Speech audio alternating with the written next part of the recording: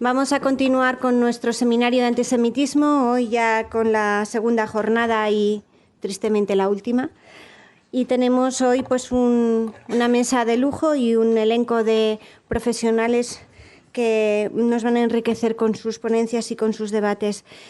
Modera la mesa y voy a cederle la palabra a don José Antonio Lisbona, politólogo y escritor. Permítanme que dé unas breves pinceladas de su extensísimo currículo y de su trayectoria. José Antonio Lisbona Martín es licenciado en Ciencias Políticas por la Universidad Complutense de Madrid, máster en Relaciones Internacionales por la Universidad de la Sorbona, politólogo e historiador con más de 3 décadas de ejercicio profesional. En la actualidad colabora en docencia e investigación con la Universidad Juan Carlos de Madrid y es miembro del Consejo Asesor del Centro Sefarad de Israel y de la Society for Sepharad Studies. Como especialista investigador en temas como los judíos en la España contemporánea desde el siglo XX, las relaciones entre España e Israel y con el mundo árabe y la política exterior española, ha escrito varios libros de investigación como Retorno a Sefarad, La política de España hacia los judíos en el siglo XX, Samuel Hadas, embajador de Israel al servicio de la paz, y España-Israel, historia de unas relaciones secretas, obra por la que se le concede en Jerusalén el premio Samuel Toledano en 2001. Y recientemente, Más allá del deber, la respuesta humanitaria del servicio exterior frente al Holocausto. Ha participado en obras colectivas como La especificidad de las migraciones judías de Marruecos a España, Los judíos en la España contemporánea, Palabras para un recuerdo. La verdad que es muy extensa y múltiple su trayectoria y su obra, y para nosotros es un honor y un privilegio contar con su persona. Cedo la palabra a don José Antonio Lisbona. Gracias. Muchas gracias. Les damos la bienvenida en esta segunda jornada y última del Seminario sobre Antisemitismo en España. Vamos a estar juntos en esta mañana larga, desde el inicio hasta mediodía. Como ustedes han visto en el programa, existe, digamos, un tema en común, que sería el encuentro de especialistas españoles sobre antisemitismo, sobre estudios de antisemitismo, y lo hemos dividido en 2 mesas redondas porque tenemos un elenco importante de especialistas. Sí que quisiera decir que efectivamente en el segundo grupo, por un problema de última hora, John Juaristi no podrá asistir, por lo tanto vamos a repartir ese cuarto de hora que tenía John para la mesa inicial. Por lo tanto, ya les aviso que lo que sería la pausa café, que estaba programada para 11:45, la iniciaremos a las 12 y así damos un cuarto de hora más a los 5 ponentes que nos acompañan en la primera mesa redonda, a diferencia de la segunda, que quedarán con otros 4 ponentes. Ustedes se preguntarán cuál ha sido por parte de la organización un poco cómo se han clasificado, cómo se han repartido estos ponentes. Como ustedes verán por las intervenciones de cada uno, en este primer grupo de especialistas que tengo la honra de moderar, van a hablar más de lo que sería la etapa desde la antigüedad o medieval hasta un poquito concentrado en la parte moderna y contemporánea, y seguramente la segunda mesa redonda se va a concretar más en la etapa contemporánea y moderna. Como he dicho, son 10 especialistas, de los cuales nos van a acompañar 9. El primero de ellos va a ser Uriel Macías, que tengo a mi izquierda. Muchos de ustedes ya lo conocerán. Él es uno de los coordinadores de este mismo seminario y fue uno de los también coordinadores de aquellos famosos seminarios sobre antisemitismo que se realizaron y se crearon alrededor de la Federación de Comunidades Judías hace ya bastantes años. Él, sobre todo, destaca su faceta, y yo diría, no le gusta, pero sí que para mí es el principal especialista en bibliografía española de judaica y escritor, y como especialista en bibliografía ha escrito muchas obras, pero digamos vinculado con lo que hoy vamos a tratar. Yo sí que les recomiendo que puedan encontrar, que es difícil, uno de sus libros básicos, que es Contra judíos, libros antijudíos en una España sin judíos, que fue publicado en el 2016 y que entraría a su periodo desde el siglo XVI hasta 1834. Cada uno de los ponentes va a tener más o menos un cuarto de hora para poder dirigirse, y luego, en función de la extensión, podemos pasar a algún turno de preguntas antes de lo que sería la mesa redonda. Como ustedes ven también, al final de la mañana intentaré hacer unas conclusiones en base a lo que hayan dicho cada uno. Doy la palabra a Uriel Macías.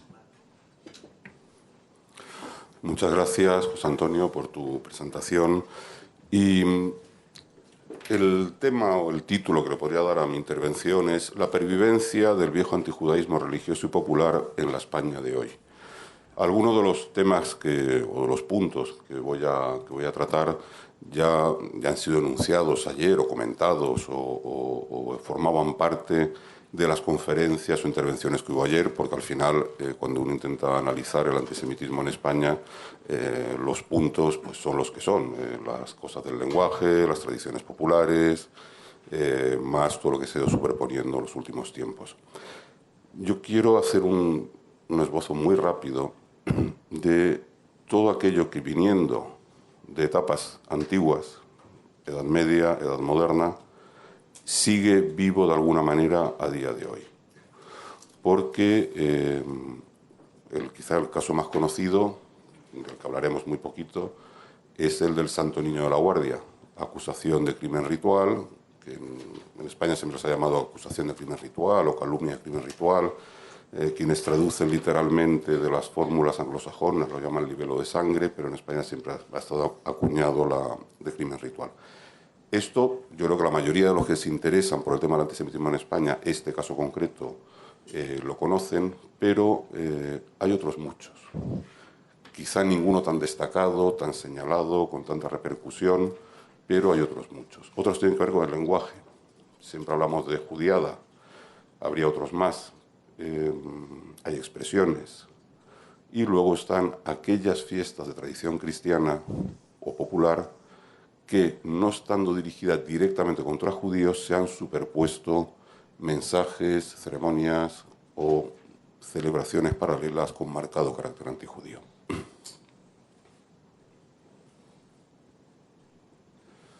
Entonces, lo podríamos dividir, ¿se me oye? ¿Se me pongo aquí? Sí. En lo que tiene que ver con la palabra. Unas son del lenguaje, palabras y expresiones. Veremos unas muy poquitas. Literatura popular, refranes y cancioncillas, de las que no nos vamos a ocupar. Proyectaré la letra de una vinculada a uno de los ritos. Luego, y esto tiene mucha repercusión porque a día de hoy sigue influyendo en contextos que nada tienen que ver con lo religioso, que es la imagen del judío como deicida, pérfido, vengativo, que viene de antiguas enseñanzas, una forma de aproximarse a los judaísmos desde el cristianismo, que hoy en una sociedad laicizada ha dejado una impronta muy fuerte.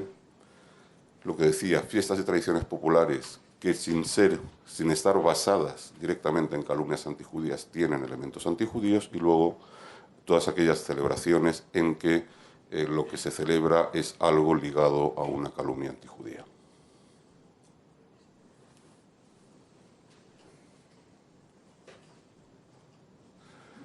Esto viene muy bien, fue una campaña de ABC que no tiene nada que ver ni con el antisemitismo ni con nada, era sobre la veracidad de la prensa, y dice: las mentiras y las verdades están hechas de lo mismo, de palabras.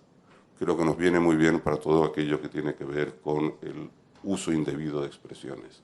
Sobre judiada no me voy a detener, pero los judíos lo han oído todos. Luego hay otras dos que, sin ser propiamente antisemitas, están ligadas al mundo judío.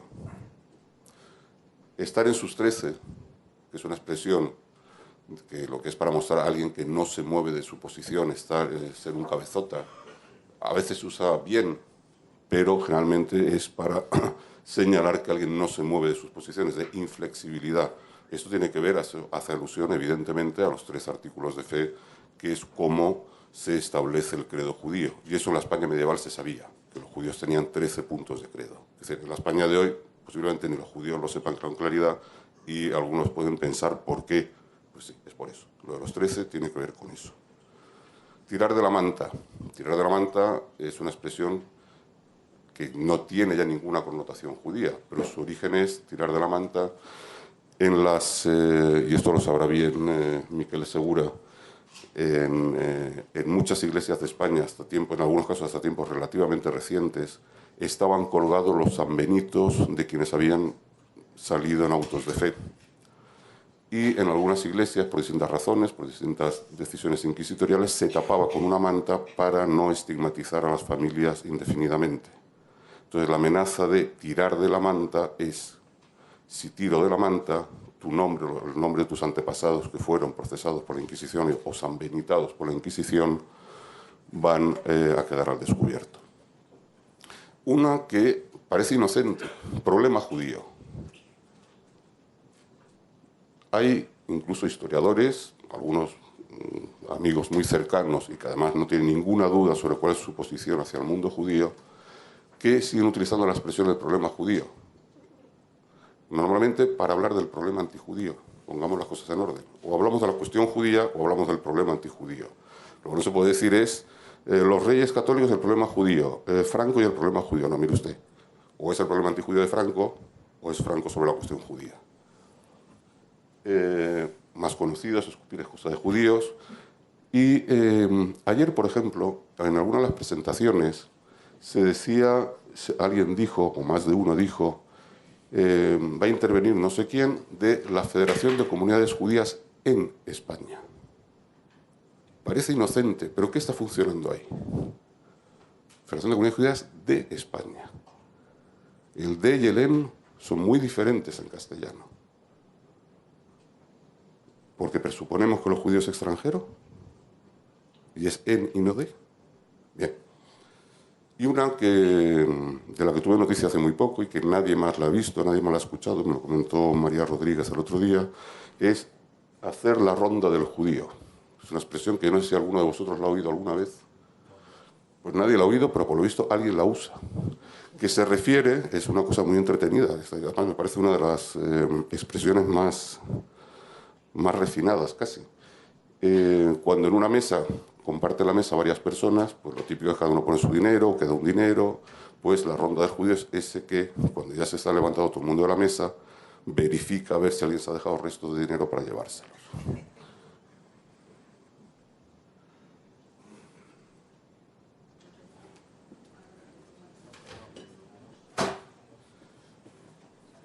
Bien, mientras se arregla, voy a hacer alusión a lo que comentaba antes. Aparte de las expresiones, luego tenemos lo que podríamos llamar el pozo de la enseñanza del desprecio, que tiene que ver con lo que comentaba antes, de una serie de mensajes o de enfoques sobre el judaísmo que ha sido la postura tradicional de la Iglesia Católica hasta prácticamente el Concilio Vaticano II, pero ha pervivido aquella visión.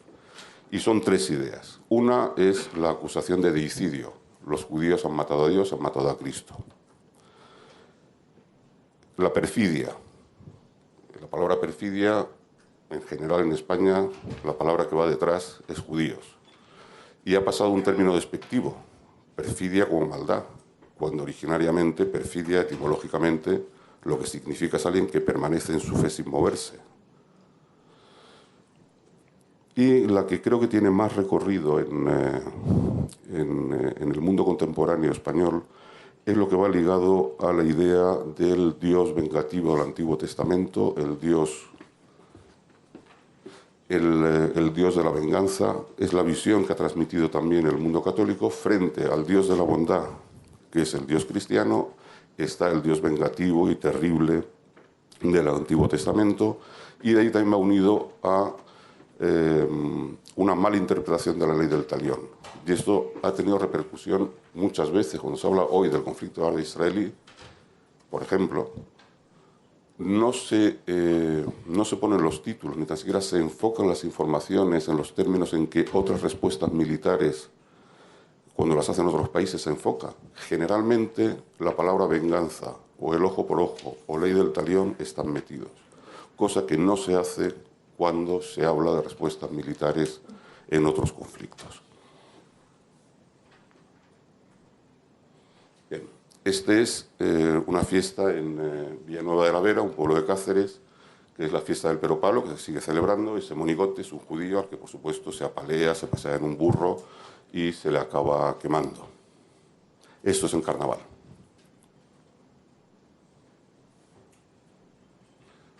No hay mucho tiempo, pero los términos de la cancioncilla que lo acompaña tampoco tiene desperdicio.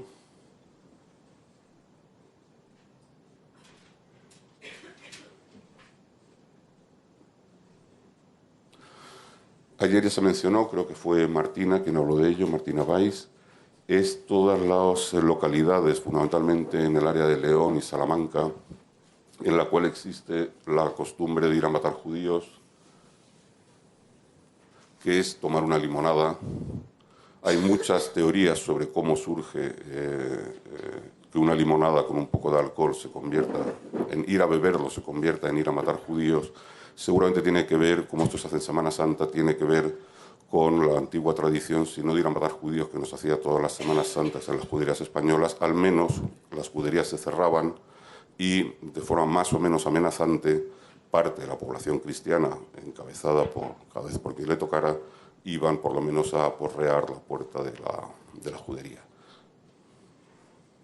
Y aquí ya la versión está además, una cosa publicitaria en un bar, ya está unido también al tema árabe. O sea, la mezcolanza a veces es absoluta.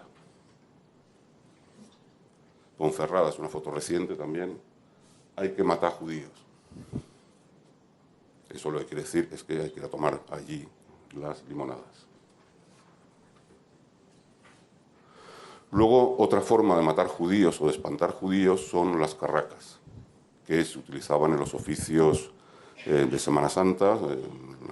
En el oficio de tinieblas se hacía ruido en las iglesias, a veces golpeando los bancos, otras veces golpeando el suelo, o a veces o con las propias carracas, o los niños y adultos salían fuera y hacían sonar las carracas.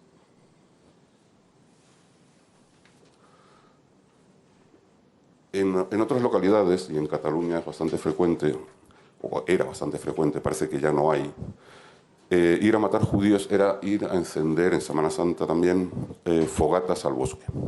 Y esa era la forma en que se mataban judíos, y con cancioncillas asociadas. Las quemas de Judas no vamos a hablar, porque es una tradición que no está muy clara si realmente tiene que ver con lo judío en general o solo con el apóstol traidor, que casualmente se llama Judas, sino otra cosa, que es el nombre de apóstol que más se parece al término judío, Judea, etc. Bien. Misteri d'Elx, Misterio de Elche, una de las grandes representaciones de la cultura española medieval que ha llegado hasta nuestros días, reconocido por la UNESCO como Patrimonio Inmaterial de la Humanidad. Bien, tiene un aspecto claramente antijudío, además con una leyenda que yo no he rastreado en ningún otro sitio, que es cuando entra la judiada, y aquí la palabra judiada se utiliza, se llaman así en los libretos del Misterio de Elche, esto que están entrando es la judiada, que lo que van a hacer es robar, es durante la festividad de la Ascensión de la Virgen. Lo que van a hacer es robar el cuerpo de la Virgen. Por supuesto, ocurre el milagro, los judíos se convierten, etcétera, etcétera, etcétera. La acusación es robar el cuerpo de la Virgen una vez muerta para evitar la ascensión. Y eso se sigue celebrando todos los años en Elche. Y aquí sí que nos ha retocado el libreto.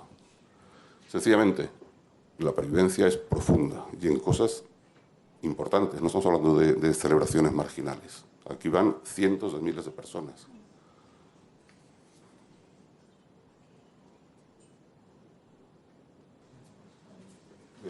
Y luego, digamos que estas celebraciones que he expuesto ahora son celebraciones que el origen no es una leyenda antijudía, pero que tienen un componente antijudío, como el Misterio de Elche. No es una pieza antijudía, sino que contiene elementos antijudíos. Pero luego tenemos otra serie de celebraciones basadas directamente en calumnias antijudías.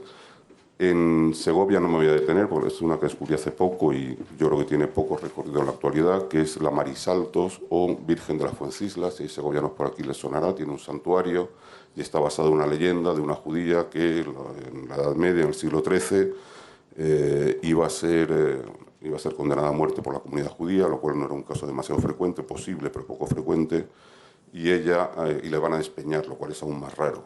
Le van a despeñar por un acantilado. Entonces ella toma la iniciativa, salta, enfrente estaba el santuario de la Virgen de la Fuencisla y se salva. Luego, la familia, digamos, más grave o con más carga negativa respecto a la actuación de los judíos son las que son de acusación de crimen ritual. En España tenemos 3 conocidos, aunque algunos no han tenido culto nunca, como el Santo Niño de Sepúlveda, pero sí hay un cuadro en la capital, en una de las iglesias, no sé si es en la catedral mismo de Segovia. El de la Guardia Con lo de La Guardia, aquí sí estamos en un caso grave de antisemitismo hoy. Es decir, lo demás, en algunos casos ha quedado bastante matizado, pero aquí la cosa antijudía está clarísima. Hay un santuario, hay una ermita, hay una celebración, y en la propia ermita se venden libros con un claro contenido antijudío, que los judíos mataron al niño de La Guardia para utilizar su sangre a modo de recreación de la muerte de Jesús. Y esto se puede, bueno, este es en 2004, porque yo fui por ahí en el 2009. Supongo que si van allí se encontrarán una reimpresión del 2014.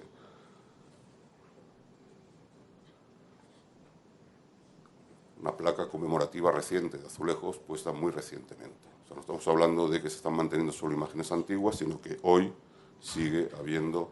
Y en ningún caso dicen que es una leyenda, o pues dice, bueno, si lo dijeran, no.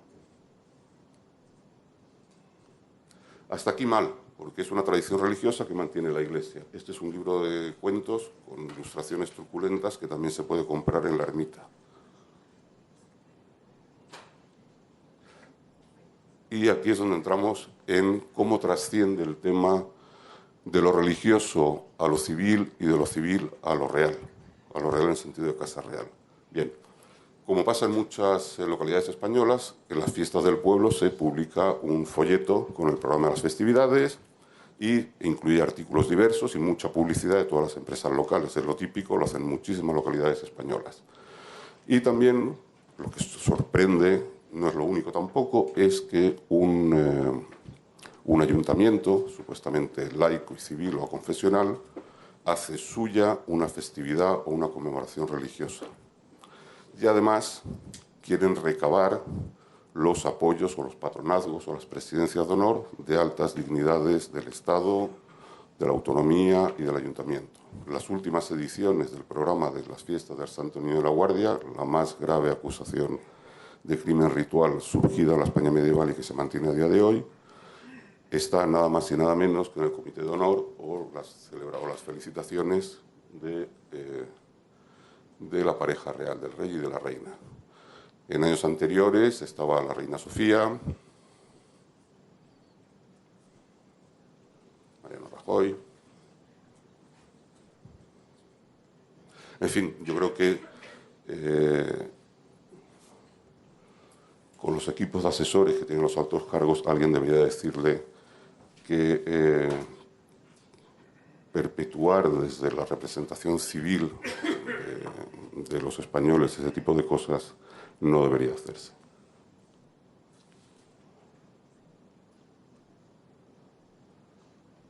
Dominic de Orval es otro caso y aquí es divertido porque, bueno, divertido, en fin.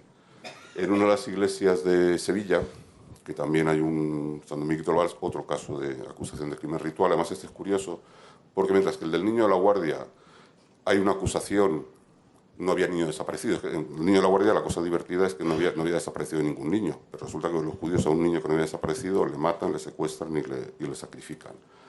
La leyenda de San Dominguito de Val, que se ambienta en 1250, se escribe hacia 1550. Bien. El cartel que estuvo durante muchos años pues ponía que en algún sitio pone lo de los judíos hicieron no sé qué, fue martirizado por los judíos. Bien. La versión políticamente correcta, actual, fue martirizado en el año tal en Zaragoza. Bien, pero todo el mundo sabe, sobre todo los quienes van a venerarlo, quién supuestamente le asesinó. Bien. Cuentos para niños.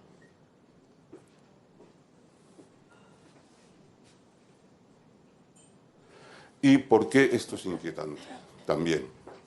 Porque esa iconografía, esa educación, que incluso en una España ya muy laica y en muchos casos muy alejada de ciertas tradiciones religiosas, cómo eso al final yo creo que queda en el inconsciente. Si no, cómo se explica que cuando hay crisis en el conflicto árabe-israelí, no se recurre, se recurre con cierta frecuencia a la iconografía, no son los únicos casos los que traigo, en el cual el niño palestino, o sea, el niño asesinado en un crimen ritual, se sustituye la cruz, que era el elemento antiguo, por a quien se responsabiliza, que es la estrella de 6 puntas. No es el caso único, ¿eh? Hay otro más, que traigo otro más, pero hubo varios en la época de los 2000.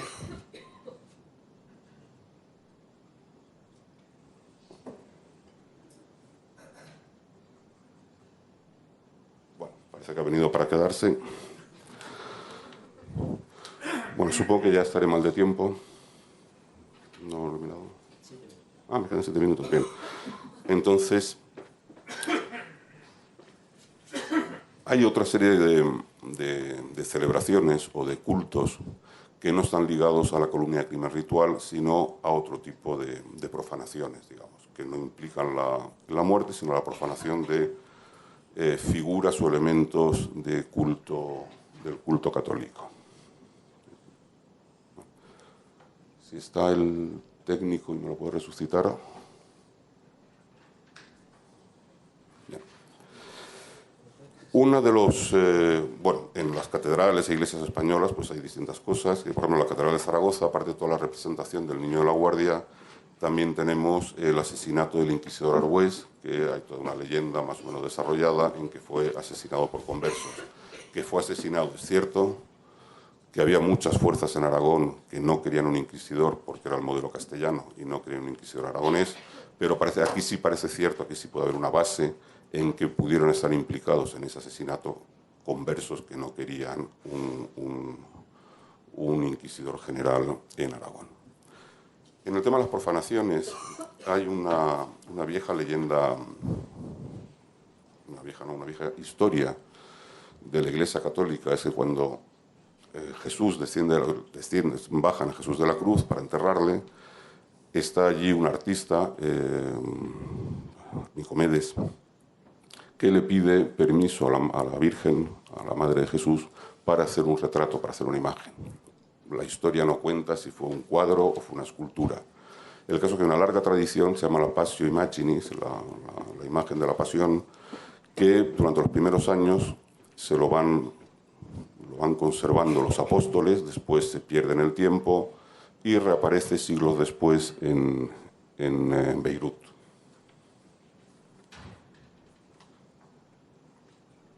Hay imágenes en diversas iglesias de España.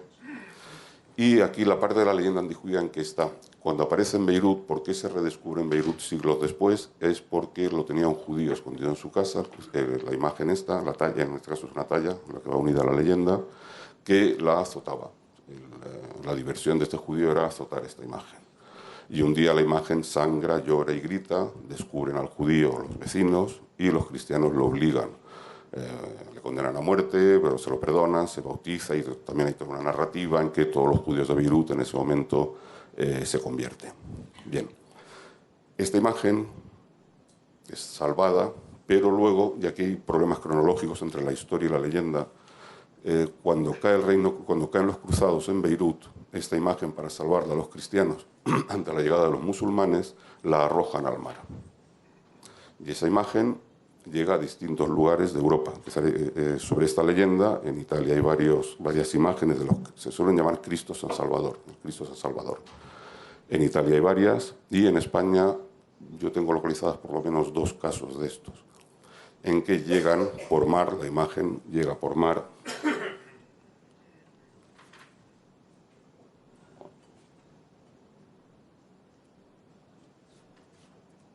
La imagen llega por mar y tenemos 2 casos conocidos. Uno en Valencia, donde se le sigue venerando, en la iglesia de San Salvador de Valencia, y otro llega a Balaguer, que es una población de Lérida, en el interior. Ahí llega al mar, hasta la costa, y luego remonta al río Segre hasta llegar. Estas son leyendas del siglo XIV en general.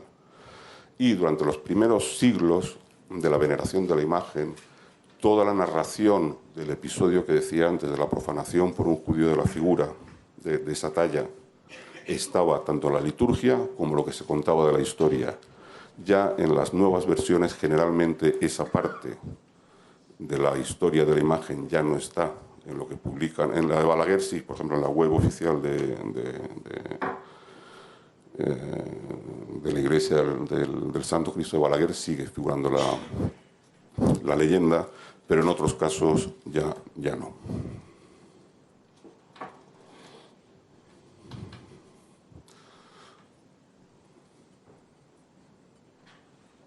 Son imágenes que son actuales. Esto es de Valencia, la web del Santo Cristo de Balaguer. Luego hay otro, este no es un Cristo que llega de fuera, sino uno que tenía un judío también en su almacén o en su casa, el llamado Cristo de la Escalera, que también lo azotaba y con todas las conmemoraciones ligadas a él. Un judío que lo azota, huye al mar la imagen y reaparece también en Valencia. Es el Santo Cristo de la Escalera. Estos son los dos que hay en Valencia, el San Salvador y el de la Escalera.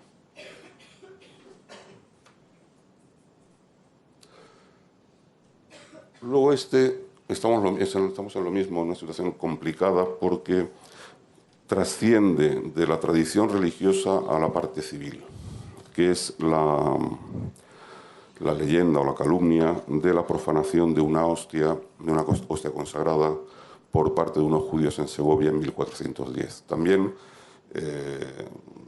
las fechas no cuadran porque con lo que sabemos de la historia de los judíos en Segovia, el caso es que es una de las acusaciones muy típicas en el mundo cristiano medieval y que se prolonga, de hecho, hasta tiempos más recientes en diversos lugares, de que los judíos tratan de obtener una hostia consagrada para normalmente apuñalarla o echarla en agua hirviendo. Bueno, el cartel anterior que daba por bueno la leyenda no está en la sede de CEDADE, ni de la extrema derecha. Está en el Centro de Interpretación de la Judería de Segovia. El anterior, perdón. Bien.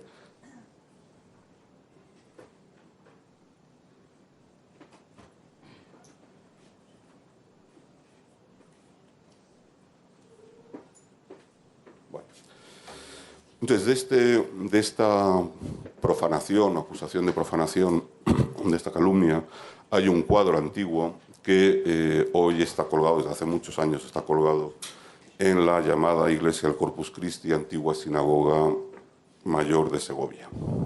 Está colgado y con la explicación de la leyenda con el componente de la calumnia antijudía y dándolo por un hecho histórico. Entonces aquí, bien, es una imagen que tiene la Iglesia. Yo personalmente no soy partidario de descolgar antiguas imágenes, pero sí se puede añadir un cartelito diciendo, basado en, incluso se podría mantener el antiguo texto de la leyenda, con decir al lado, leyenda antijudía o calumnia antijudía que originó esto, muy frecuente en Europa, pues bastaría. No hay por qué descolgar la historia a veces de las paredes.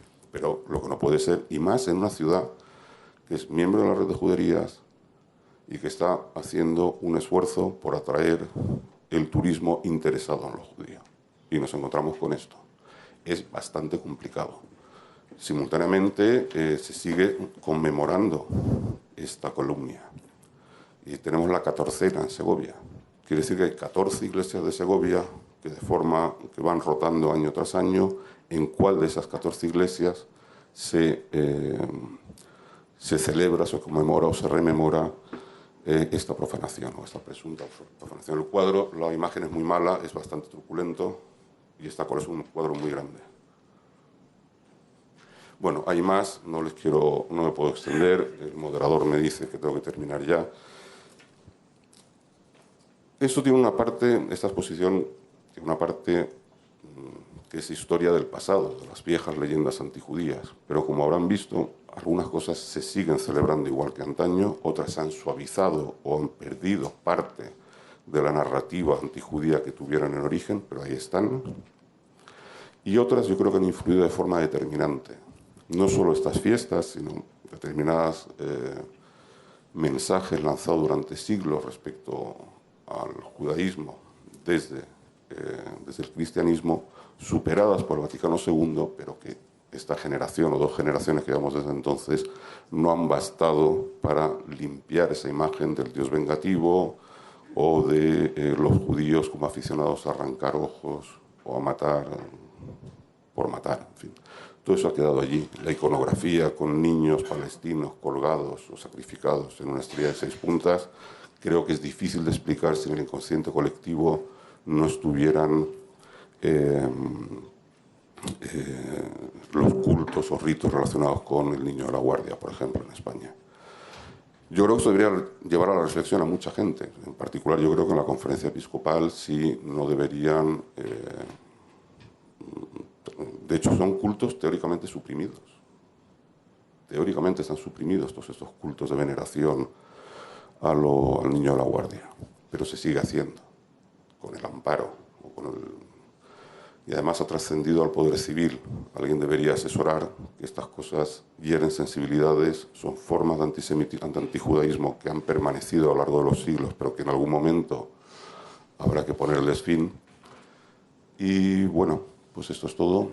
Muchas gracias por su atención.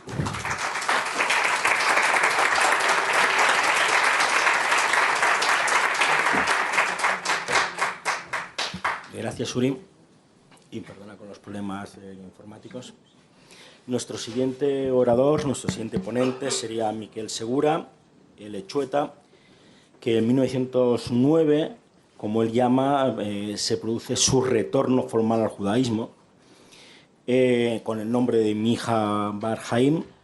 Él es periodista, escritor, mantiene una columna diaria en el periódico Balear de Última Hora, referente al mundo político, económico y agrario de Baleares. Ha publicado más de 20 libros y destacamos sus 5 volúmenes dedicados a la inmigración mallorquina al centro y Sudamérica.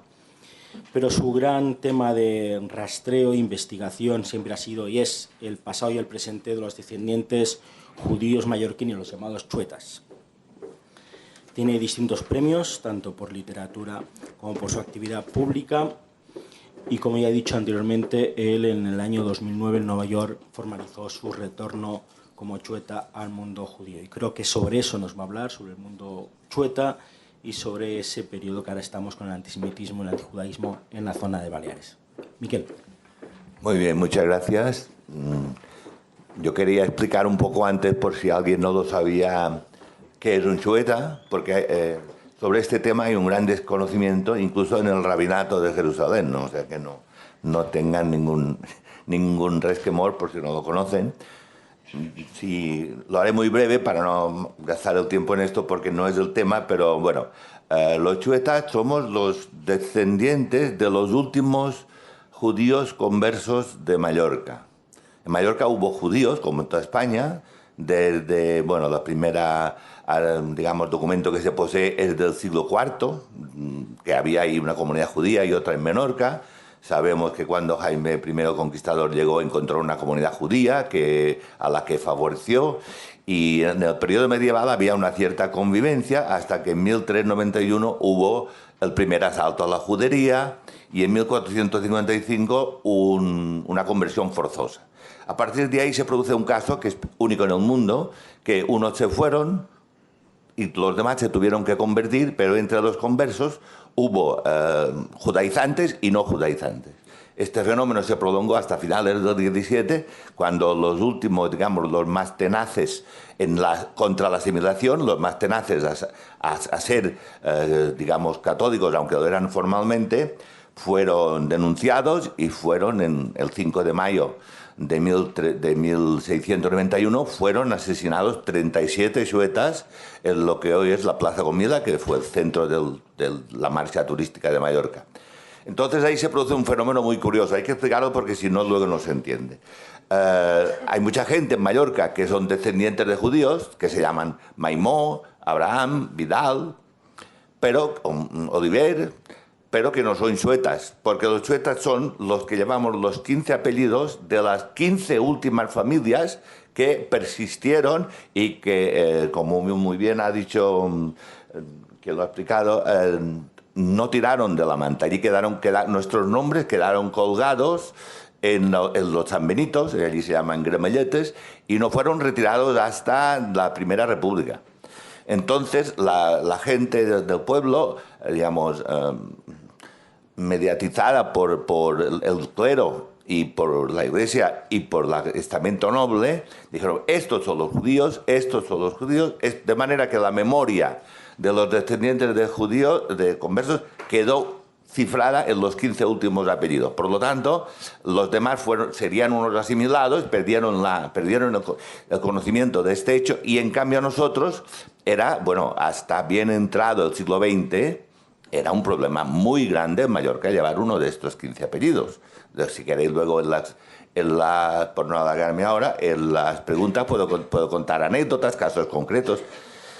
Bueno, entonces, en Mallorca hay 30.000 descendientes de judíos conversos, de los cuales una pequeñísima minoría estamos, digamos, fieles no ya al tema religioso, que esto es aparte de cada uno, sino, digamos, a nuestra memoria, a nuestras raíces y a nuestro pasado.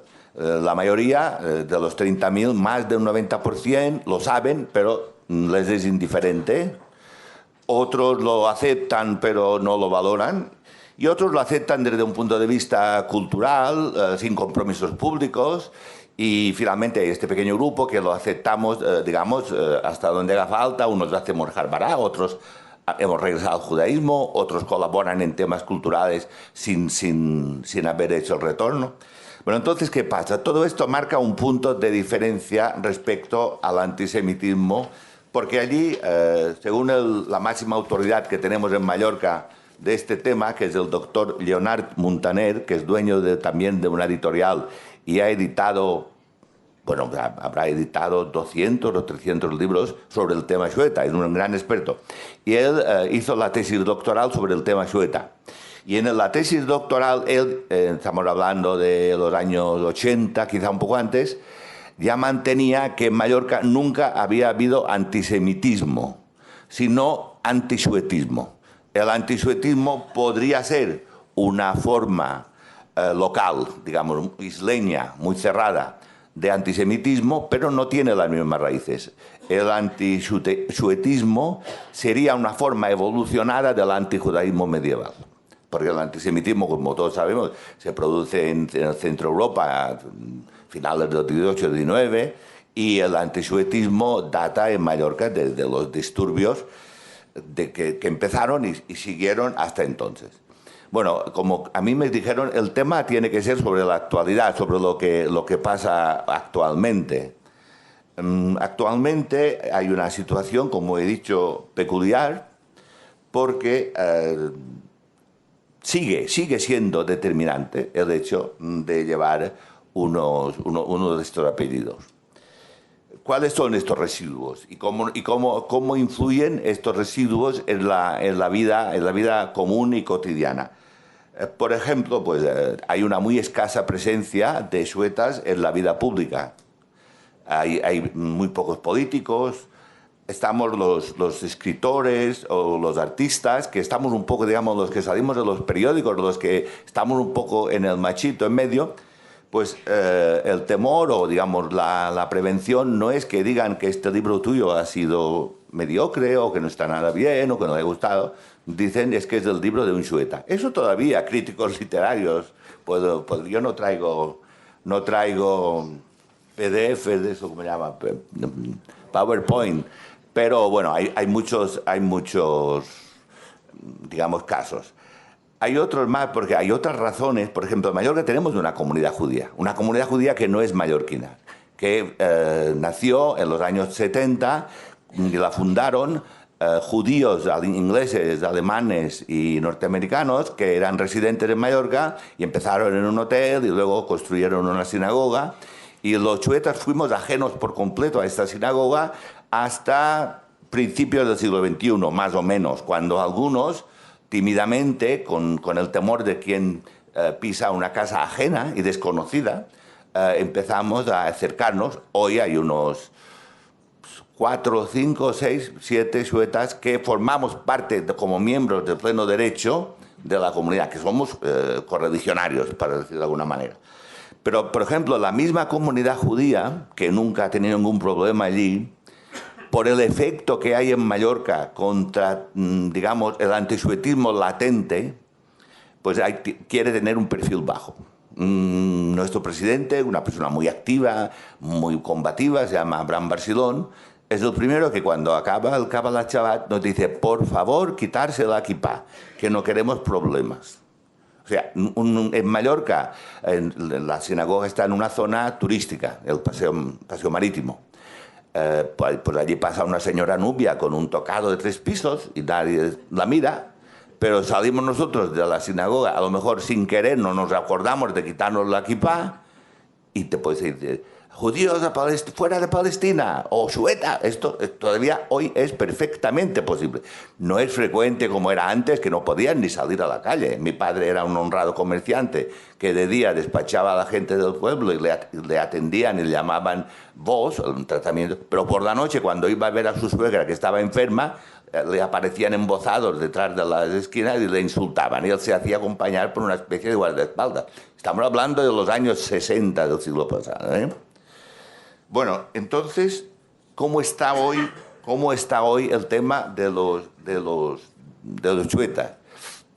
Bueno, si usted viene a Mallorca y le pregunta a cualquiera de ustedes, le pregunta a un señor que se llama Piña Bonnín, uno de los 15 apellidos, dos de los 15 apellidos, y le dirá, bueno, esto ya no pasa nada. Es verdad, no pasa nada. Nos protege la Constitución, nos ha salvado mucho la ola de, para mí estúpido, la corrección política que es hipócrita. Pues la gente lo que dice en público, lo que dice, no lo dice en privado. Entonces, en público hay poca gente que ya se atreva, pero no porque el problema no permanezca, sino porque es incorrecto políticamente y socialmente. Pero el tema, como digo, sigue estando allí. Entonces vamos a ver cómo tiene que ser hoy en día la actitud de un chueta que... este es el tema que a mí más me ha preocupado cuando hemos hablado mucho con la comunidad y con hay un rabino mallorquín chueta que vive en Israel, se llama Nissan Ben Abraham, hizo la conversión en 1970 y él es rabino ortodoxo, digamos, con todas las consecuencias. Yo le he hablado mucho con él. Entonces, lo que aconseja, incluso lo que se ha hablado aquí en este seminario y lo que parece lo correcto es la asimilación. La asimilación, decir, bueno, vamos a hacer como los demás.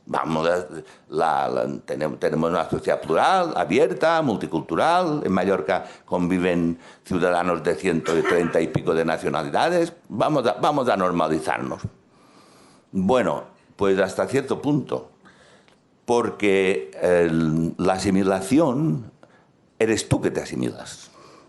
O sea, tú dices, yo quiero ser como los demás. Pero ¿te asimilan los otros?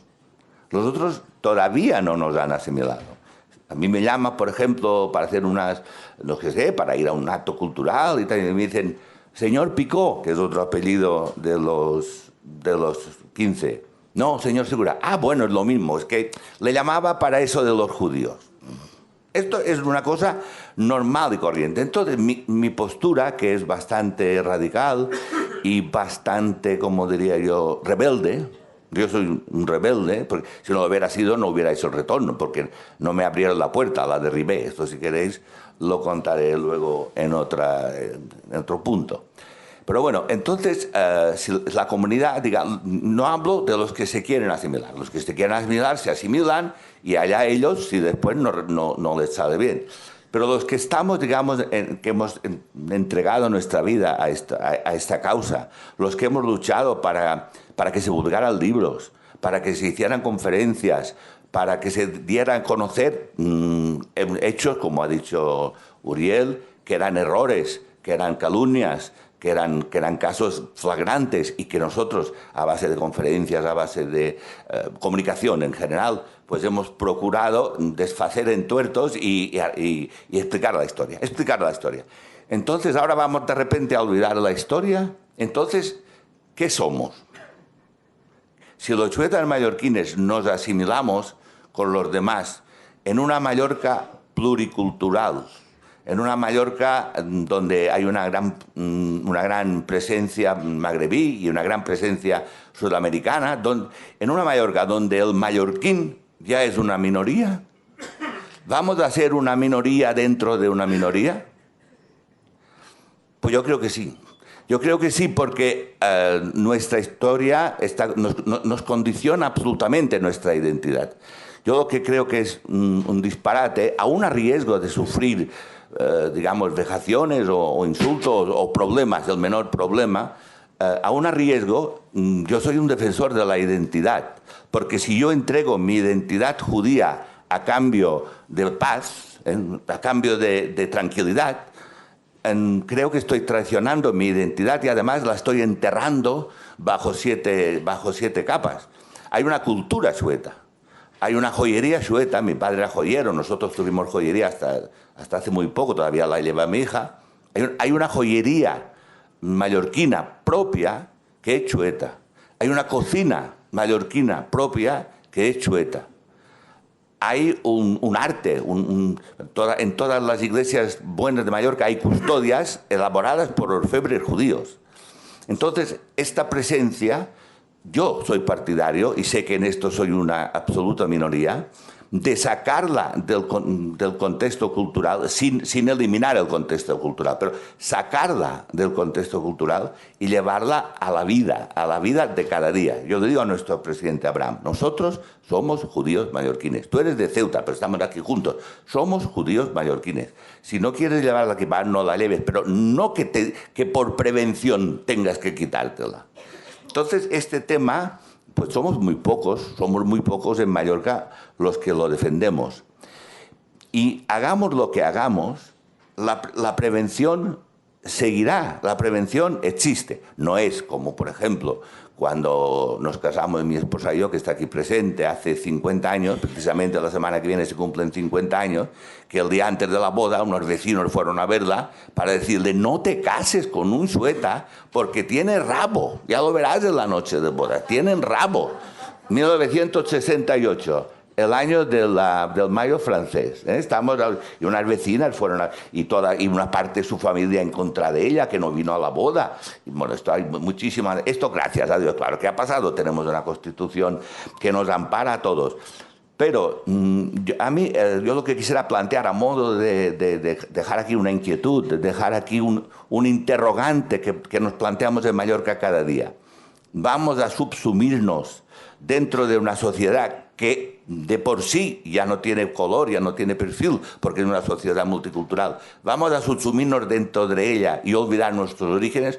¿O vamos a reivindicar nuestra identidad? No vamos a obligar a nadie a que sea judío, pero vamos a reivindicar nuestra identidad y vamos a ser unos ciudadanos de una vez por todas normales, pero jugando con nuestra camiseta, llevando nuestro número en el dorso, no diciendo, no, es que mis abuelos eran chuetas.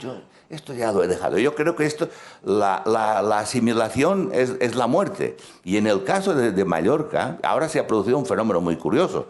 Ante la oleada inmigratoria, que es enorme, por ejemplo, en las aulas del pueblo donde nosotros estamos, puede haber 89 nacionalidades en un aula de 18 niños, bueno, prácticamente no es posible, pero en todo colegio puede haber 89 nacionalidades, en todo colegio. Entonces, no sé, el problema es que el mallorquín que no es chueta empieza a sentirse chueta dentro de los mallorquines. Chueta en el sentido de apartado. O sea, mi padre siempre me decía, nosotros no somos como los otros. No te quieras significar en nada. Tú trabaja, sé buen chico, que no te puedan decir nada. Tienes que ir a misa. No basta que vayas a misa. Dios dice que tienes que ir a misa, pero para ti lo importante es que te vean en la misa. Si no te ven es como si no fueras.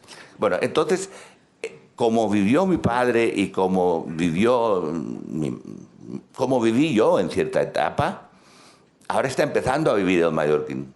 O sea, en Mallorca el Ramadán condiciona más que la Semana Santa, sobre todo a nivel empresarial. Los empresarios, cuando llega el Ramadán, tienen que adaptar sus horarios y lo respetan.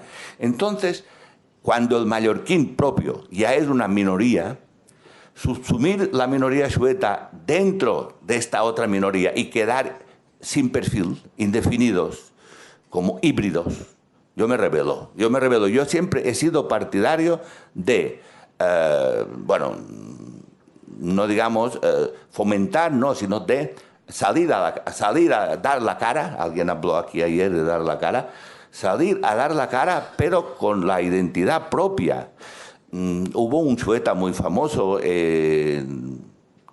a mediados del siglo XX que escribió un libro que él creía que con este libro solucionaba el problema. Y es que, claro, él, como era historiador, descubrió, o él sabía, que había 15 familias chuetas, pero había 300 familias judías que se habían asimilado antes, pero que también eran judías. Entonces escribió un libro que se decía algo sobre los conversos y judíos mallorquines. Y explicaba que los Vidal, que los Maimó, que los Oliver eran judíos. En el fondo aquel hombre quería decir, no me llames judío porque tú también lo eres. Si tú me llamas judío, yo te diré, y tú más. A mí esto no me sirve. En aquel momento fue una revolución, pero a mí esto no me sirve. Yo en mis artículos digo, yo soy judío. Y me preguntan, ¿y usted por qué no va a los viernes a los actos culturales que le invitamos? Viene los jueves, viene los lunes, los viernes siempre dice que no. Porque los viernes hay sinagoga. ¿Usted es judío? Pues sí, señor. Esto, algo tan sencillo como esto, es lo que cuesta tanto llevar a cabo y cuesta tanto luchar contra esta corriente. Por ejemplo, yo la pregunta que plantearía, y me gustaría, si luego hay preguntas que alguien me lo pudiera contestar o me lo pudiera decir algo a este respecto.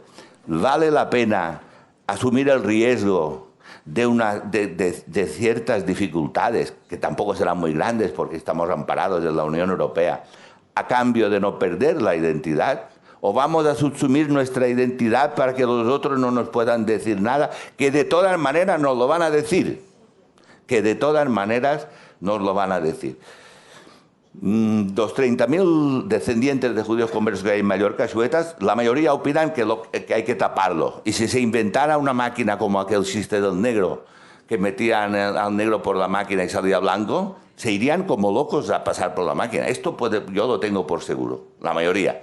Pero los que estamos orgullosos de nuestra historia, de nuestra tradición, los que no podemos olvidar lo que sufrieron nuestros antepasados en fechas muy recientes, que tenían que burlar a la Inquisición en la comida, se iban a misa vigilados por un ¿cómo se llamaba? Un servidor, un familiar. Por un familiar de la Inquisición, iba a buscarlos los domingos, los acompañaba a misa y los devolvía a casa. Y luego comían y bendecían la mesa al estilo judío. Y las criadas los delataban. Bueno, historias, no sé por qué nunca se ha hecho una película sobre eso, porque es un tema fabuloso.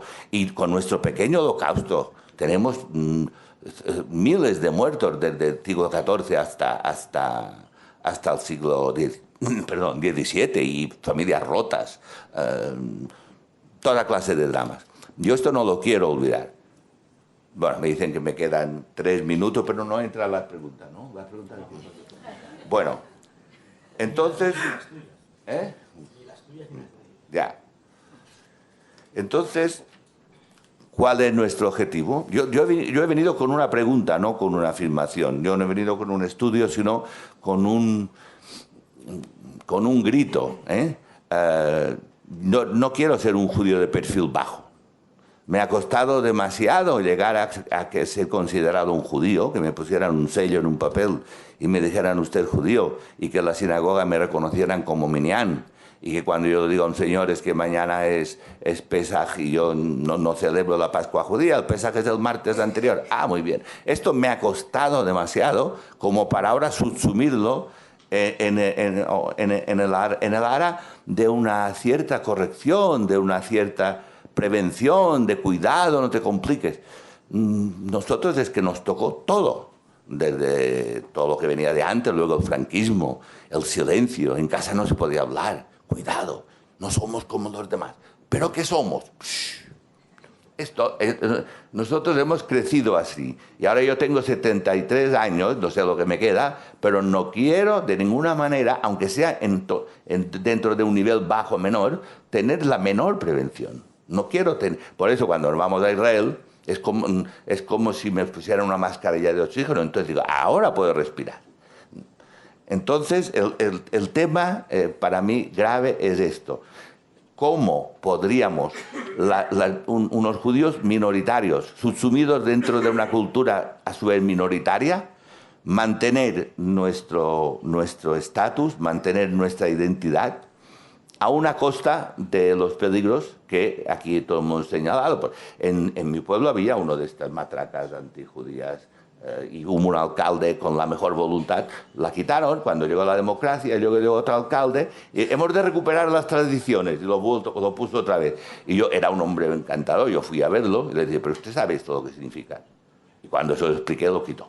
Pero bueno, vengo a decir que siempre tendremos dificultades y las dificultades vienen dadas por nuestra identidad, pero renunciar a la identidad para no tener problemas, yo a esto no voy a jugar nunca. No sé si me explicas.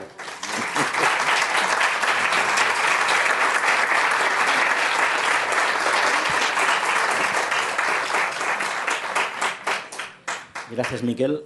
Ahora doy la palabra al tercero de nuestros ponentes, Orfeo Balboa Ruiz. Él es politólogo y abogado, es máster en investigación social y análisis de inteligencia por parte de la Universidad Rey Juan Carlos, está en su doctorando y destacamos su obra Antisemitismo, judeofobia sin judíos y antisemitismo sin antisemitas. Su línea de actuación y investigación principal en la actualidad es el antisemitismo en las izquierdas españolas actuales. Y creo que es muy pertinente el centro que va a elegir de su ponencia o de su pequeña disertación, puesto que hace pocos días, el día 13 de enero, se ha cumplido el 120 aniversario de la publicación del manifiesto de Zola y Accus, que fue el 13 de enero de 1898, que es una famosa publicación en el diario Aurora de París, en una carta que hacía el filósofo Emilio Zola al presidente francés como defensa del antisemitismo que se vivía en ese periodo de Francia contra el capitán de Fus. Le doy el paso a Orfeo. Gracias. Muchas gracias, buenos días. Agradecer antes que nada a los organizadores y patrocinadores del seminario por su amabilísima invitación, pero agradecerles sobre todo especialmente por la magnífica iniciativa que se ha tenido en este seminario de poner en el centro del evento a profesores, a formadores y alumnos que creo que, o estoy seguro que van a jugar un papel protagonista en las venideras y siguientes batallas en la lucha contra el antisemitismo. En las magníficas intervenciones que tuvimos ayer pudimos comprobar como uno de los problemas fundamentales del análisis del antisemitismo en el día de hoy es precisamente la dificultad de descodificar y explicitar detrás de determinados ataques al Estado de Israel o determinados mensajes antisionistas unos prejuicios subyacentes que esconden una judeofobia, un antisemitismo. Uno de los puntos que para mí hacen especialmente dificultosa esa tarea es probablemente la colaboración aparente, consciente o inconsciente de determinados sectores de la izquierda, que es algo que a primera vista parece anormal. De hecho, se usa y se abusa en muchas ocasiones del argumentario de mi discurso no puede ser antisemita, pues porque mis convicciones políticas son progresistas. Pues bien, hoy pretendo introducir una herramienta suplementaria que nos ayude en esa tarea, que es la retrospectiva. Vamos a remontarnos alguna década para atrás para comprobar si la relación de la izquierda con el antisemitismo ha sido siempre virtuosa. Para hacer ese ejercicio, lo mejor pues, es seguir un eje temporal que nos marca un personaje que he escogido en este caso, que es el famoso político republicano, 7 veces parlamentario en Cortes y famoso novelista Vicente Blasco Ibáñez. Que no cunda el pánico, porque este nos va a hablar de un político que lleva muerto 100 años. Voy a explicar cuáles son las razones que creo que hacen especialmente significativo o útil para el día de hoy este tipo de análisis. En primer lugar, nos hace tomar un poco de distancia, nos hace separarnos y nos hace superar lo que muchas veces, y yo mismo lo noto, pues es ese juego de sutilezas, muchas veces tediosas, para diferenciar lo que es una crítica legítima de lo que no es una crítica legítima. No, vamos a a remontarnos en el tiempo y comprobar que en aquella época lo que hoy en día cualquier observador consciente calificaría como antisemitismo, también se decía que era una crítica legítima, que no era ningún prejuicio. En segundo lugar, porque demuestra que es perfectamente no posible, sino que existió en la historia una contaminación intensa de antisemitismo, como demuestra el caso de Blasco Ibáñez.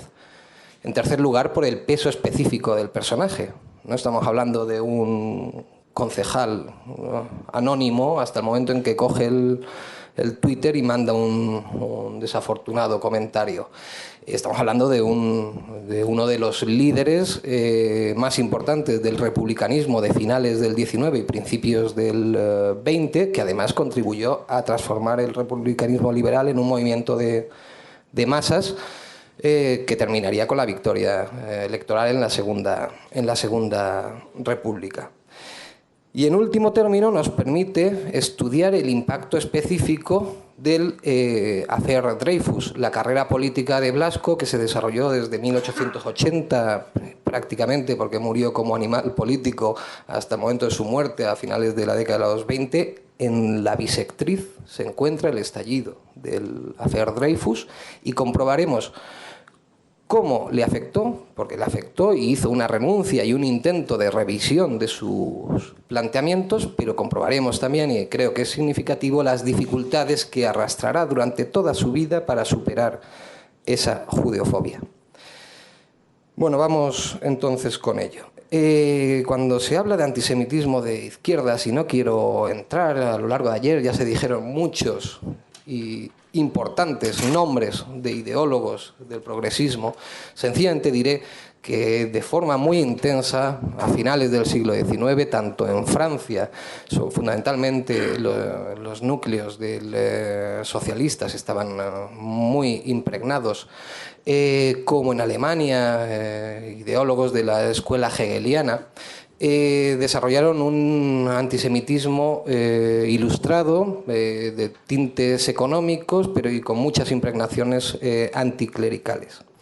En cualquier caso, y es importante, al menos hasta 1898, el antisemitismo por las izquierdas no solamente no era considerado contradictorio con la ideología, sino que era ampliamente percibido como un elemento muy rico y versátil en simbolismos revolucionarios. Era una forma de simbolizar la lucha contra la usura, la lucha contra el capitalismo, en argumentarios que ya incluso pues vimos ayer. Y si bien es cierto que el caso Dreyfus supuso un punto de inflexión evidente, es comúnmente aceptado como un momento de reflexión y revisión por parte de las izquierdas de esa contaminación antisemita, también la historiografía ha demostrado, y quiero destacarlo, que hay una línea de continuidad desde 1830 hasta nuestros días, en forma de determinados, a día de hoy, de determinadas formulaciones antisionistas, de coqueteos de la izquierda con el antisemitismo. Es decir, el affair Dreyfus tampoco supuso el final definitivo del hospedaje por parte de la izquierda de formulaciones antisemitas. Vamos a profundizar ya en por qué se puede decir que Blasco Ibáñez era un feroz antisemita. Somos de la opinión de que la judeofobia, aunque se ha ido reformulándose y ha ido variando su apariencia a lo largo del tiempo, siempre reproduce lo que llamamos una estructura básica del antisemitismo, que básicamente es una serie de elementos relacionados con la semántica del poder y, como se comentó ayer, pues con determinadas quejas antimodernas. Cuando en nuestras investigaciones aplico esa estructura básica del antisemitismo a determinados autores e ideólogos de las izquierdas, a veces encuentro reproducidos unos, a veces encuentro reproducidos otros, pero en el caso de Blasco los encontramos todos. Vamos a ver cuáles son, siguiendo citas textuales de sus escritos políticos y discursos previos al affair. En un primer lugar tenemos el esencialismo. Es decir, el determinismo esencial. Los judíos se comportan como se comportan porque lo llevan en la sangre, no lo pueden evitar. Repugna el pueblo judío por su avaricia, por su oculta hostilidad a todo el que no sea de su raza. 19 siglos de persecución no pueden formar hombres dignos y libres, sino seres abyectos, con la sonrisa del esclavo en el rostro y la ferocidad de la hiena en el corazón. Un pueblo que no tiene patria, que no forma sociedad y que vive como acampado sobre el suelo de Europa. En segundo lugar, encontramos las referencias al poder judío, la idea recurrente del dominio mundial de los hebreos, lo que yo llamo el poder grande. Los judíos son hoy los reyes del mundo. Cambian a su antojo los ministerios, metiendo en ellos a sus altos empleados. Son los árbitros de Europa. Vemos que determinados o muchos de estos argumentos son perfectamente trasladables a hoy en día. Parasitan a las naciones como sanguijuelas ávidas y llegará el día en que toda España será propiedad de los judíos que manejan millones en Londres y París. Tercer elemento, el poder por conspiración. Los judíos no solamente es que tengan poder, sino que es que además funcionan como un grupo opaco que se coordina a nivel mundial. Poder anónimo, esclavizan y absorben la industria, hacen imposible la emancipación y dignificación del trabajo. Les basta una breve orden para causar pánicos artificiales en la bolsa. En cuarto lugar, encontramos el elemento de los poderes personales. Blasco, como buen antisemita, y esto es un elemento que sigue funcionando a día de hoy, no considera que tras los destinos del mundo funcionen procesos sociales, sino que considera que son personas concretas las que, como titiriteros, manejan lo que sucede en el planeta. En el caso de Blasco, esto era muy en boga en la época, adopta el apellido de los Rothschild, la famosa familia de banqueros judíos, siempre tras la cortina o con la astucia propia de su raza. Y en último lugar, encontramos el elemento de la tergiversación o la inversión de los papeles de agresor y víctima. Es decir, si el poder es enorme, todo acto de agresión contra ese poder se convierte automáticamente en un acto de autodefensa y legitima. Se puede trasladar este ejemplo pues a la maniquea imagen del niño con la piedra frente al tanque judío, descontextualizando toda la complejidad del conflicto subyacente. Dice Blasco: su rapacidad, su constancia y su avaricia no obliga a que el resto del mundo permanezca inactivo dejándose saquear. En todo el mundo se nota contra esta raza chupóptera insaciable un movimiento de acometividad que puede traducirse como instinto de defensa propia. Esto, como es muy propio en la ideología política de Blasco, lleva también una llamada a la acción. Blasco no era un antisemita de salón. Es decir, no era una butad literaria que se permite. Sigue: mañana, si no se produce en toda Europa un estallido destructor contra este feudalismo del dinero, pulpo monstruoso, los que no tienen patria serán los dueños de Europa. Similar es el problema de este salto, es que ya pues permite acceder a planteamientos pues todavía más terribles, como incluso el eliminacionismo. Es decir, implicaciones parecidas podemos encontrar en una reivindicación de la figura de Vicente Ferrer, el fraile dominico instigador de las matanzas de 1391, en la que dice: la matanza de los judíos de Toledo resultó un hermoso desahogo de los pobres contra los explotadores, de los piojosos que trabajaban y se morían de hambre para que el hebreo listo se aprovechara de su idiotez y su miseria. Es decir, ya el exterminio y la desaparición física de los judíos se convierte en un argumento revolucionario. Este tío aparentemente era un animal de bellota. Pues no, este tipo de perlas son las que, vuelvo a insistir, exhibía públicamente uno de los líderes más destacados y más respetados en su época por sus correligionarios, sin oprobio, sin sonrojo y sin censura de ninguno de sus coetáneos. Y lo que es más significativo, con escasa censura de los que les ha tocado estudiar la figura de Vicente Blasco Ibáñez, y con eso cito el gran número de biógrafos que ha tenido pues, con posterioridad.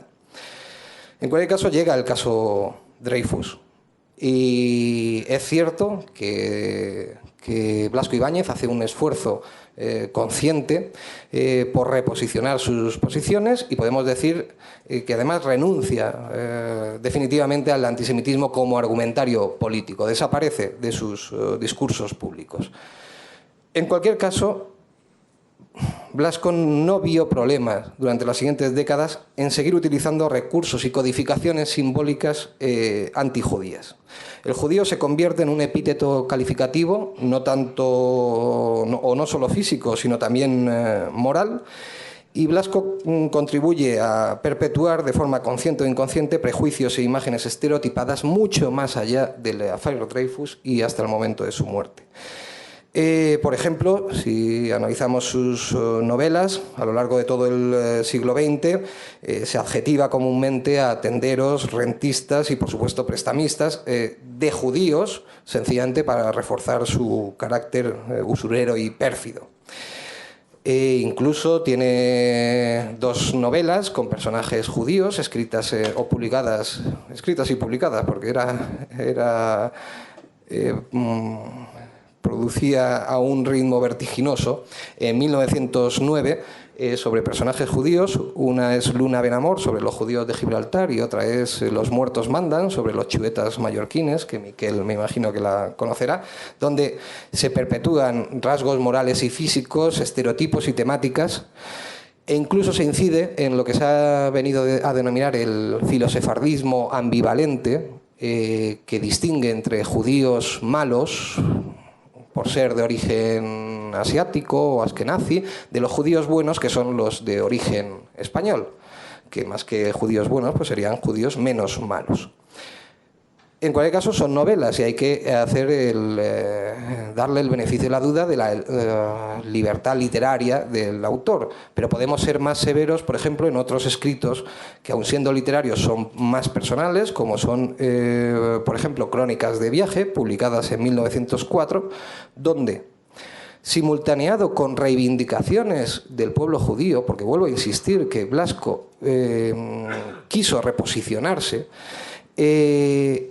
nos seguimos encontrando perpetuaciones, como digo, de estereotipos clásicos. Pertenecen a una raza que a la sordina casi es dueña del mundo. Están acampados en todas las clases sociales y se protegen y apoyan con fraternidad. La solidaridad israelita se extiende desde los hebreos de Varsovia hasta los de Nueva York y Chicago. El Israel triunfante domina el mundo ocultamente y con mansedumbre, mas no por esto es menos cierto su poder. Estereotipos físicos, como la nariz grande y aguileña de los semitas. Y en último lugar, también, si vamos de lo público a lo íntimo y se analiza, por ejemplo, la correspondencia personal de Blasco, nos encontramos, por ejemplo, frases como esta que le escribe a un colaborador. Mañana mismo, en la década de los años 20, vuelvo a insistir, mañana mismo acompañará usted a la Rue Racine, que era donde estaba la sede de la editorial Ernest Flammarion, donde se publicaban sus bestsellers, y que estaba dirigida por 2 hermanos hebreos, diciendo a continuación: quiero ponerles un proceso a esos perros judíos.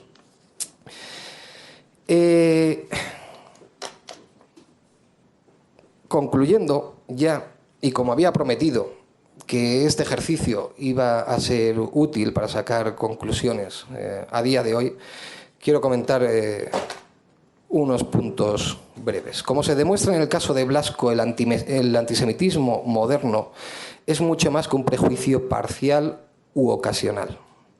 Es lo que algunos autores han llamado una cosmovisión. Es una forma de pensamiento y una forma de entender el mundo que, como un bastón semántico, ayuda a su portador a interpretar el mundo en el que vive. Blasco renuncia a la utilización política del antisemitismo, pero no renuncia o no es capaz de extirpar los automatismos culturales y simbólicos de la judeofobia. En segundo lugar, hemos visto también que lo que con más fuerza pervive en Blasco, aquello de lo que no puede liberarse, son precisamente los tópicos de la judeofobia popular. Estereotipos que todavía a día de hoy siguen perpetuados en el lenguaje y en la cultura y en los medios de comunicación de masas. Por todo ello, en resumen, consideramos que una estrategia efectiva de lucha contra el antisemitismo tiene que seguir consistiendo en los clásicos de la Ilustración: explicitar, demostrar y explicar, hacer aflorar estructuras antisemitas, incluso en entornos que la reproducen inconscientemente o que puedan parecer a priori contradictorios, como son las izquierdas, y demostrar que la ausencia de autocrítica en la reproducción de determinados discursos y metáforas contribuye, consciente o inconscientemente, vuelvo a insistir, a reproducir el prejuicio.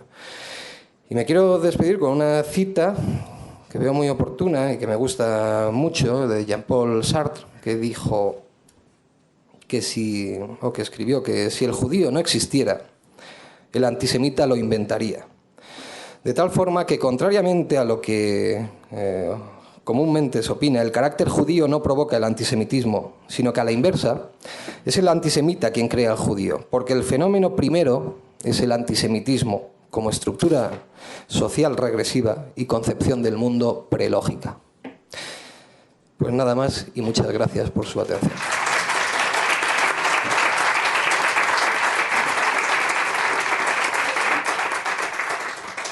Gracias, Orfeo. Nuestro cuarto oponente es Fernando Bravo López, investigador de la Universidad Autónoma de Madrid. Él es historiador y postdoctoral de la Universidad de Madrid, como he dicho anteriormente, que se dedica al estudio de la historia de las tradiciones antijudías y antimusulmanas en España. Es autor de un libro clave, que es En casa ajena, bases intelectuales del antisemitismo y la islamofobia, del año 2012, cuando fue publicado. Y escribe en distintas revistas de reconocido prestigio académicas. Buenos días, muchas gracias a Uriel Macías por haberme invitado a este seminario. Yo voy a volver un poco atrás en el tiempo, voy a casi retomar por donde lo dejó Uriel al principio y me voy a centrar en un estudio que he realizado en los últimos años sobre un documento muy famoso dentro de la historia del antisemitismo, que es la llamada Carta de los Judíos de Constantinopla. Este trabajo pretendía un poco ilusamente desentrañar, intentar encontrar el origen de esta carta, quién la había creado y por qué, pero ya lo adelanto que no voy a descubrir nada, salvo lo que no sabemos acerca de este documento. Voy a empezar por uno de los momentos culminantes de la historia de esta carta, que es su aparición en una de las publicaciones antisemitas más famosas, ¿no? Es el Der Stürmer de Julius Streicher, uno de los propagandistas del régimen nazi. Y en el número especial el número 5 del 1936, dedicado a los protocolos de los sabios de Sion, incluyeron esta carta en un artículo titulado La Carta de Toledo, donde venían a decir que este documento alumbraba un rayo sobre los planes secretos de los conspiradores judíos del mundo. Voy a leer la carta tal y como apareció reproducida en el periódico, traducida al castellano, porque por si alguien no la conoce. Me refiero un poco al contexto en el que esta carta supuestamente se envía desde Constantinopla a unos judíos supuestamente de la ciudad de Arles. Eso es lo que se dice en el artículo, lo cual tampoco nos permite entender por qué la llaman la Carta de Toledo, porque en este caso están dirigidas a los judíos de Arles. El caso es que, según el artículo, en el momento de la expulsión de los judíos de Arles, que también los sitúa en el norte de Francia, no sabemos tampoco por qué, en el momento de la expulsión, los judíos de Arles deciden escribir a Constantinopla pidiendo consejo acerca de lo que deben hacer, si marcharse del país o convertirse. Y los judíos de Constantinopla, o en este caso el príncipe de los judíos de Constantinopla, que así se hace llamar, decide responder diciéndoles un poco más o menos que se conviertan y que utilicen esa conversión para introducirse mejor en la sociedad cristiana y poder así vengarse, ¿no? Y que vayan ocupando puestos como de médico, de boticario, para poder envenenar a los cristianos sin correr riesgo, que se puedan hacer también mercaderes para poder robar a los cristianos sin correr riesgo, etcétera, etcétera, ¿no? Que vayan ocupando todos los puestos claves de la sociedad para infiltrarse en ella y lograr vengarse de los cristianos. Este artículo, poco después apareció en España durante la Guerra Civil en varios periódicos del bando nacional. Y la sacaban precisamente porque consideraban que los actuales acontecimientos en España nos obligan, asombrados y sobrecogidos de un vago estremecimiento, a leer este documento con más atención que nunca y pensar sobre ello. Los judíos se han comportado según esta orden, han llegado al poder y se han vengado. Eso aparecía en la Gaceta de Tenerife, también en el Defensor de Córdoba, todo el mismo artículo repetido una y otra vez en varias publicaciones. A lo largo de los años 1936 y 37, Pensamiento a la vez. Y bien, si el documento de la Carta de los Judíos de Constantinopla aparece en la propaganda nazi y después en la propaganda nacional en España, es porque durante las décadas anteriores se había aparecido en muchas ediciones de los protocolos de los sabios de Sion. Se presentaba esa carta como una prefiguración del plan secreto de los judíos para apoderarse del mundo, ¿no? Aquí he traído 3 ediciones en donde aparece la carta como eso, como una prueba más de la existencia de una conspiración judía desde la Edad Media, ¿no? Bueno, creo que ya empieza a dar problemas el PowerPoint. Bien.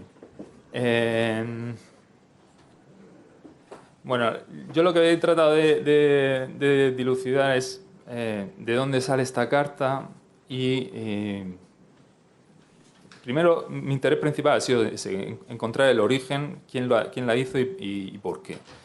Y después de eso, entender por qué se fue transmitiendo con tanto éxito a lo largo del tiempo hasta épocas muy recientes.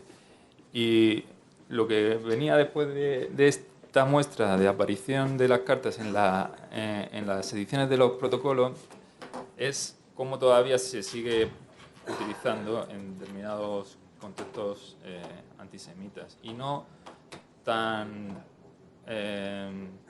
explícitamente antisemitas también. Sí, luego hago yo esto también, ¿no? Y ya está, no tienes que venir. Vale. Vale, sí, porque ya lo he pillado cómo lo haces. Es la primera.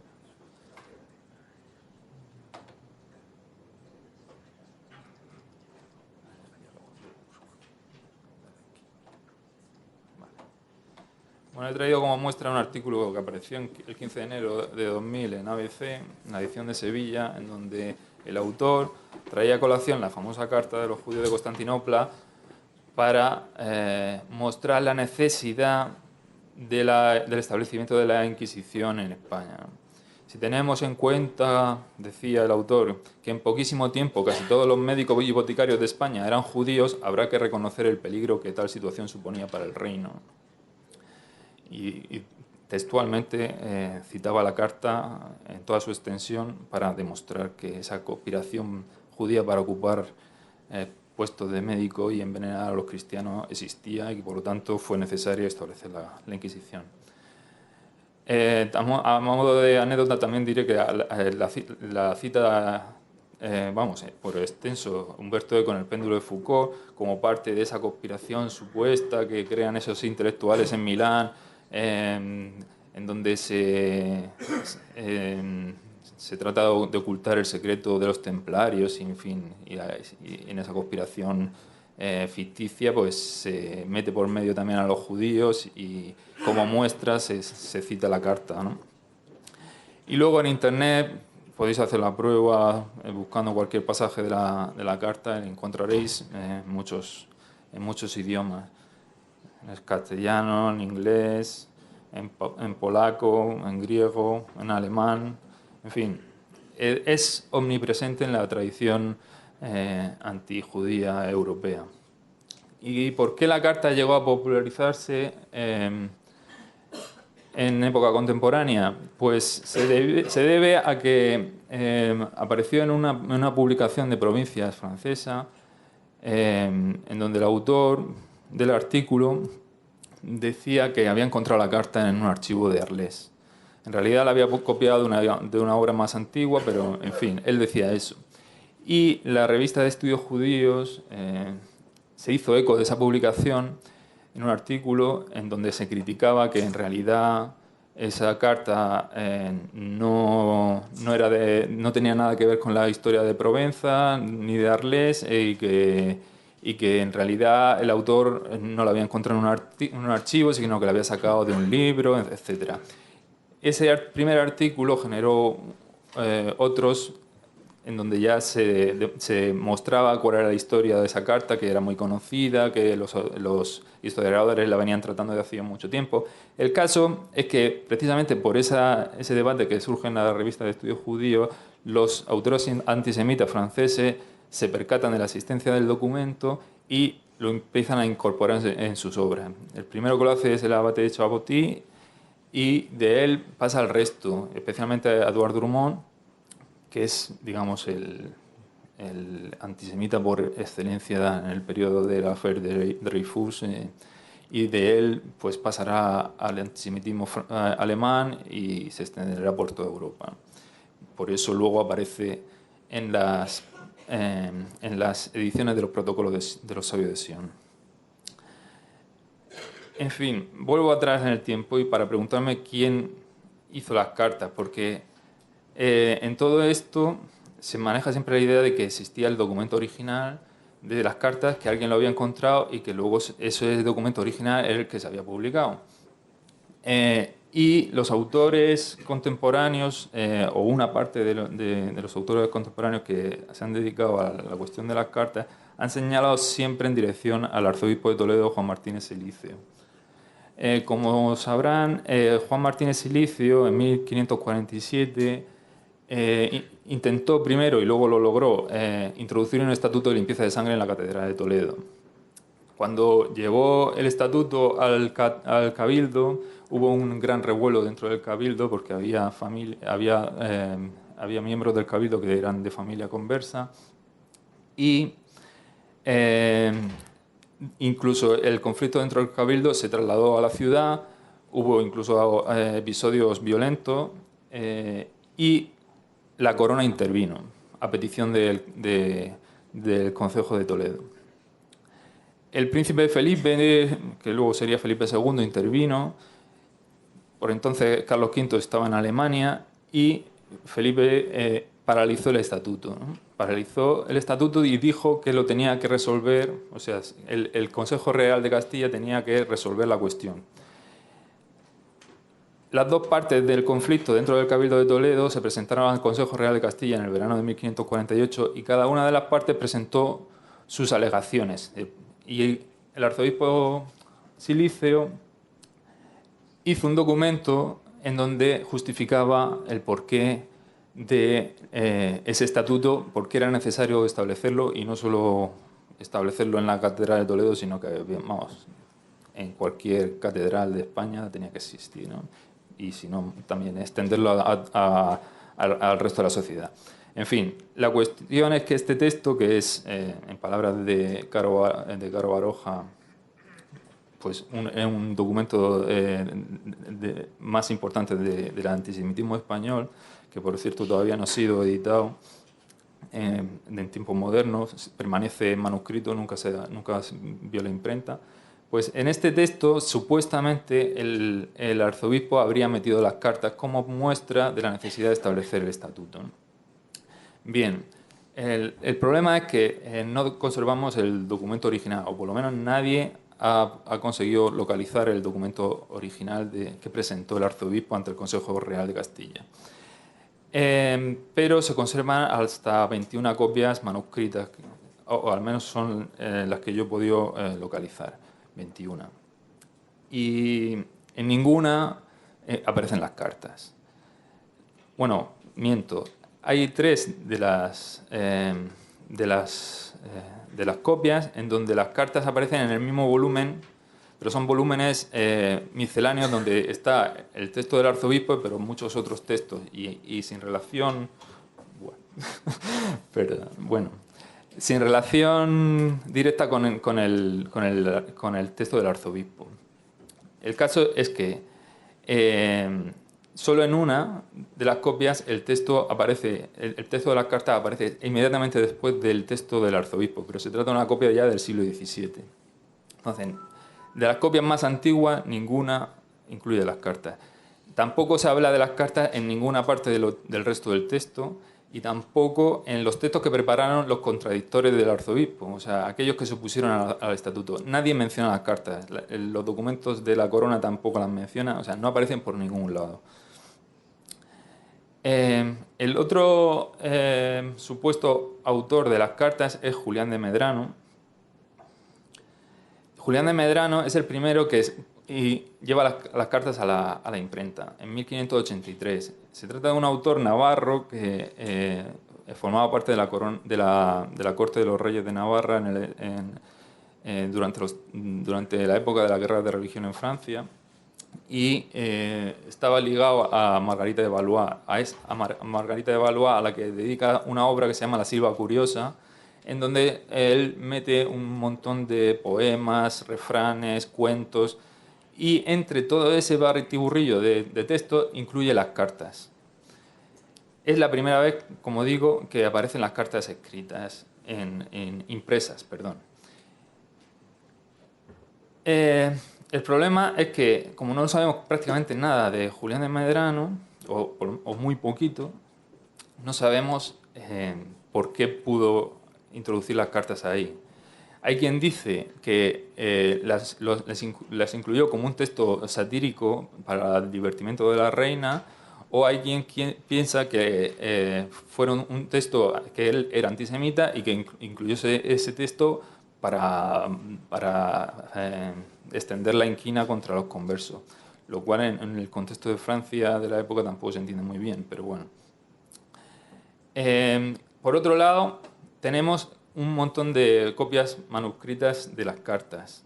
Yo he podido localizar hasta 12 copias manuscritas, que el problema con ellas, había traído aquí unas copias para que las vierais, pero...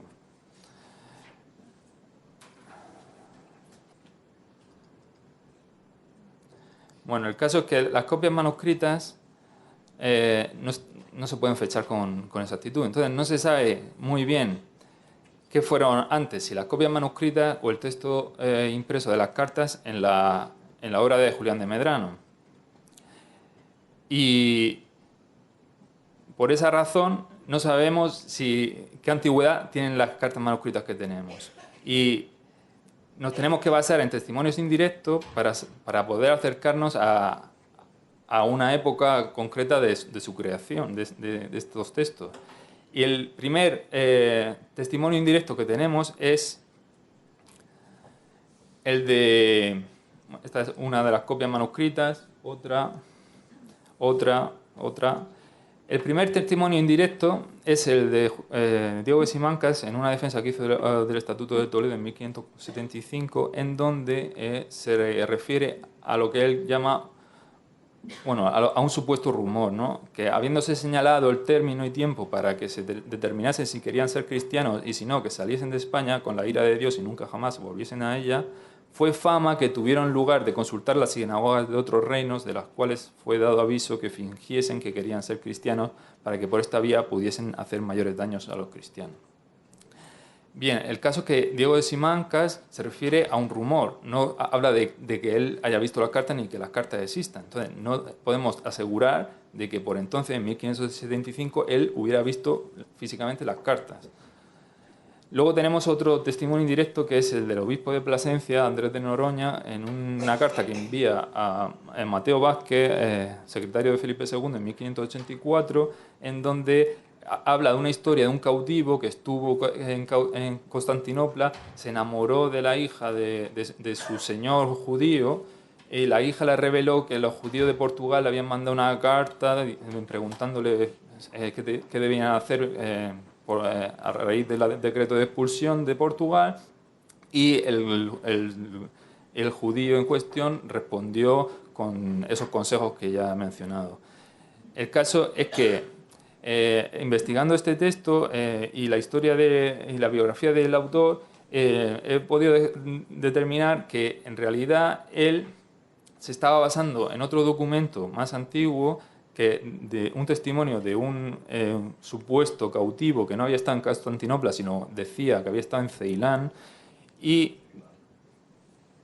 sí, eso decía, que había estado en Ceilán, y donde había estado en casa de un judío, y su hija le había dicho no todos los consejos que supuestamente aparecían en la carta, sino simplemente que muchas veces me decía que no se daban nada de los que acá mataban, refiriéndose a Castilla, que si mataban 100, mataban sus parientes por cada uno 100 cristianos, que unos eran médicos y otros boticarios y otros letrados, etc. Entonces, la cuestión es que Andrés de Noroña, el obispo de Plasencia, basándose en este documento de 1569, lo había transformado, quizá inspirado por lo que Diego de Simancas decía en su obra, y lo había convertido en una referencia a esa historia que contaba Diego Simancas. Pero tampoco, él, en cambio, Andrés de Noroña sí decía que él había visto las cartas y que las había mandado al rey de Portugal, el cual, por influencia de esas cartas, lo único que había hecho era hacer unas becas para que los cristianos viejos pudieran estudiar medicina en la Universidad de Coimbra. Esa era la única medida que había tomado. Pero las fechas en realidad no coinciden las fechas del memorial de Botello, o sea, de este memorial sobre el que se basaba Noroña, con la fecha de la creación de las becas. Por lo tanto, nunca pudo el rey de Portugal haber creado esas becas inspirado por este documento. O sea que Andrés de Noroña en realidad se inventó la historia. Y luego el siguiente testimonio indirecto que tenemos es de Ignacio del Villar Maldonado, de 1614 ya, en donde sí habla de las cartas, por lo menos de la respuesta de Constantinopla. Y es a partir de Ignacio del Villar Maldonado, en 1614, que los demás autores antisemitas del siglo XVII recogen la carta y la copian una y otra vez, y desde ahí hasta el siglo XVIII. En fin, como conclusión, para terminar, simplemente reconocer que todavía no sabemos quién hizo las cartas, no sabemos cuándo, ni sabemos por qué. Sí creemos que, o por lo menos pienso que se puede descartar totalmente la idea de que el arzobispo Silicio está detrás de las cartas, y que muy posiblemente, por los testimonios indirectos que tenemos, se puede defender la idea de que son mucho más tardías de lo que pensamos, quizá de de finales del XVI.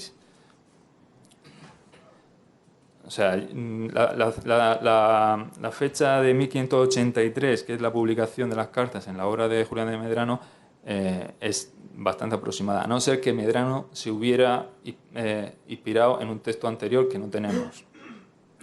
O quizá en ese rumor que mencionaba el obispo Simancas. En fin, pues, muchas gracias.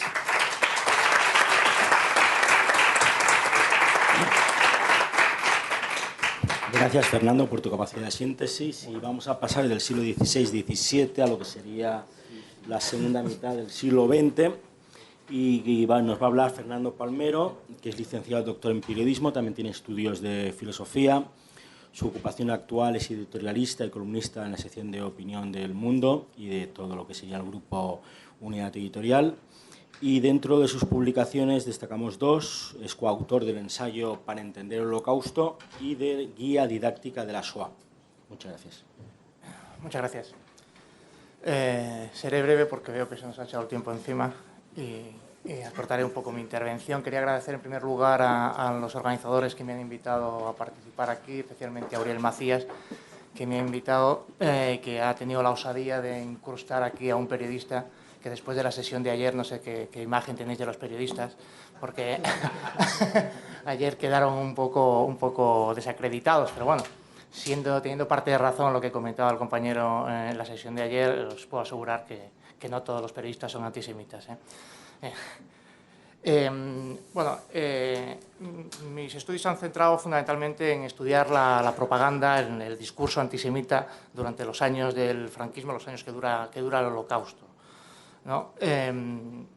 Y bueno, os voy a hablar rápidamente sobre el cine antisemita que se hizo en España, que no es muy conocido, tampoco es muy abundante, pero seguía unos ciertos parámetros y tiene cierto interés. El paradigma del cine antisemita lo marca la UFA, la productora alemana, que desde el año 41 está nacionalizada y pertenece al gobierno nacional socialista, con una trilogía de películas que se estrenan todas en la segunda mitad del año 40. Es una fecha muy significativa.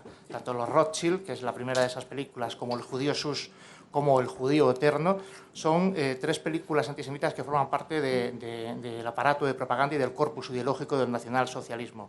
Y todas ellas se estrenan en la segunda mitad del año 40, cuando el gobierno nacionalsocialista ya ha procedido a promulgar la legislación antisemita del año 35, cuando ha procedido a expropiar a parte de esos que han sido señalados como judíos siguiendo las legislaciones de Nuremberg, y se ha iniciado también el proceso de concentración de muchos de ellos fuera de Alemania. Hay que recordar que la Operación Barbarroja, que es cuando se inicia el Holocausto, empieza en junio del año 41. Con lo cual son películas son películas de propaganda que tienen un objetivo muy concreto, y es justificar o de alguna forma trasladar a la población, a los espectadores, lo que se está empezando ya a hacer con los judíos, ¿no? Ese paradigma que forman estas tres películas, que hay que decir también que no tienen mucho éxito en Alemania, salvo El Judío Sus, que sí que se estrena en el marco del Festival de Venecia en el año 41, y que sí que en el año 40, perdón, y que sí que consigue incluso algún premio. El resto de las películas fueron un fracaso. Fueron un fracaso en parte porque la propia población no quería ver ese tipo de películas tan explícitas, ¿no? Concretamente El Judío Eterno, no sé si habéis visto alguno de los fotogramas, son esos en los que se van fundiendo los grupos de judíos con grupos de ratas y tal. Las películas que se hacen en España no siguen ese modelo. En España no hay una gran productora nacionalizada por el franquismo, si bien el régimen controla toda la producción cinematográfica como buen Estado totalitario, ya que el cine es una de las herramientas de propaganda más importantes que se tenía en los años 40. Independientemente de las valoraciones que nos pueda suscitar cuál fue la labor de Franco con los judíos durante los años del Holocausto, aquí José Antonio Lisbona ha estudiado también algo de ello, hay que decir que las películas que contienen fragmentos de antisemitismo en la producción española no son películas de propaganda con fines represivos. En España, como sabéis, no hubo una legislación antisemita, no se aplicó esa legislación antisemita, si bien es verdad que en el mundo del cine sí que hubo incluso persecución a determinados técnicos cinematográficos que participaban en muchas películas, ¿no? Por ejemplo, era judío el operador de cámara que rodó Raza, ¿no? Por ejemplo. Sí que se produjeron persecuciones a determinadas personas, pero luego no se llevaron a cabo, y muchos de los técnicos que vinieron de Hungría, de Austria y de Alemania pudieron trabajar en los años 40 en España sin grandes dificultades. No tienen, por lo tanto, estas películas fines represivos y no forman parte del antisemitismo, yo creo, no forma parte esencial del ideario nacional católico, del ideario del nuevo Estado franquista. Sí que es verdad que hay muchísimo antisemitismo en la prensa, muchísimas publicaciones antisemitas, libros que se publicaban en los años 40 y 50, que sí que eran abiertamente antisemitas, pero no hay un cine, en el caso del cine, explícitamente antisemita. Por eso aparecen mensajes un poco deslavazados, un poco sueltos, no hay películas concebidas, no hay un género antisemita, por decirlo de alguna forma, porque el antisemitismo que se da en los años del régimen es un antisemitismo premoderno, es un antisemitismo religioso. antisemitismo que hace referencia, o sea, lo que decía la propaganda franquista en aquellos años es: en España no existe un problema judío porque España ya solucionó su problema judío en 1492 gracias a la expulsión, ¿no? Entonces, ese argumento se reitera constantemente en prensa, se reitera en libros y aparece también en algunas películas. Y aparece también una particular forma de antisemitismo, de judeofobia muy española, a la que Orfeos ha hecho referencia, que es el filosefardismo. El filosefardismo, la prensa los diferenciaba con una expresión muy gráfica. Hablaba de los judíos de la hez y los judíos de la prez. Los judíos de la hez eran los judíos askenazí y los judíos de la prez eran los judíos sefarditas. Y digo que es antisemitismo porque no resaltaban el elemento judío del sefardita, sino el elemento español. El judío sefardita se habría purificado gracias al contacto con la identidad española y con todo lo español, y por eso es un judío que puede ser asimilado a la identidad española. Y de hecho, en la película Raza, en la que no aparece, en la que no hay ningún elemento antisemita, sí que en el guión, que no se llegó a rodar, sí que en el guión aparecía una escena de filosefardismo, ¿no? Una escena además bastante alocada. Me voy a referir rápidamente porque quiero que veamos un fragmento para que veáis un ejemplo de lo que era el antisemitismo en el cine en España, un fragmento de una película de unos 3 minutos que veremos ahora. Entonces, hay lo que Román Gubern ha llamado el ciclo de películas antisemitas en España, que son muy poquitas. La principal de ellas es A mí la Legión, de Juan de Orduña, que es del fragmento que veremos ahora, que es del año 42. La Torre de los Siete Jorobados, que es de Edgar Neville, es una película que no tuvo muchísimo éxito en su día. Hoy en día es una película de culto y la consideran muchos críticos como la gran película de Neville. Es también una historia alocada en el Madrid castizo, donde en uno de los sótanos del edificio existe una ciudad que habían creado los judíos que se resistieron a la expulsión en 1492 y habrían creado una especie de sociedad secreta donde falsificaban moneda. Es curioso porque en todas las películas, salvo en A mí la Legión, que es el fragmento que vamos a ver ahora, los judíos no están caracterizados con los estereotipos que aparecen en toda Europa, la nariz, la barba, tal, sino que son judíos que no, en el caso de la Torre de los Siete Jorobados, son jorobados directamente, ¿no? Son señores muy feos y muy malos, pero son jorobados. No tienen ningún rasgo de antisemitismo, ¿no? Por ejemplo, en La Dama del Armiño, que es una película también muy antisemita de Eusebio Fernández Ardavín, que es del año 47, aparece esa forma de antisemitismo que ya digo religioso y premoderno, que se curaba, digamos, con la conversión, ¿no? Es la historia de un orfebre judío que se enamora de una cristiana y a través de los consejos del Santo Oficio el orfebre consigue convertirse al cristianismo y de esa forma salir de su error religioso, ¿no? O sea, en el cine antisemita español nunca aparece la posibilidad del exterminio ni la posibilidad del asesinato, sino siempre la posibilidad de la conversión, ¿no? En Alba de América también ocurre eso, ¿no? Y en A mí la Legión, que es el fragmento que vamos a ver, la película, ya os digo, es de Juan de Orduña, es del año 42, es una exaltación de la Legión española, es una historia de la Legión en el protectorado español, donde aparecen dos formas de antisemitismo. Nosotros vamos a ver un antisemitismo que era el antisemitismo racial, ya les digo que es la única vez que aparece esto en la producción cinematográfica española, donde aparece el estereotipo clásico del judío usurero capaz de llegar al crimen para conservar su fortuna e inculpar a inocentes de su delito simplemente para salvar su fortuna, ¿no? Y luego aparece en la segunda parte de la película, otra forma de antisemitismo en dos judíos que representan a dos terroristas bolcheviques cuyo objetivo es asesinar al rey de una república imaginaria que se inventa Juan de Orduña, simplemente por el hecho de desestabilizar. Ahí aparece el tópico del judío cuya única intención en la vida es desestabilizar cualquier régimen y crear el terror por el terror. Esos dos elementos antisemitas son los que aparecen en la película. A mí la Legión es una película que tuvo muchísimo éxito en su día y fue la película que casualmente, de las dos películas que enviaron a los soldados de la División Azul para el entretenimiento de las tropas. La otra fue El Rojo y el Negro.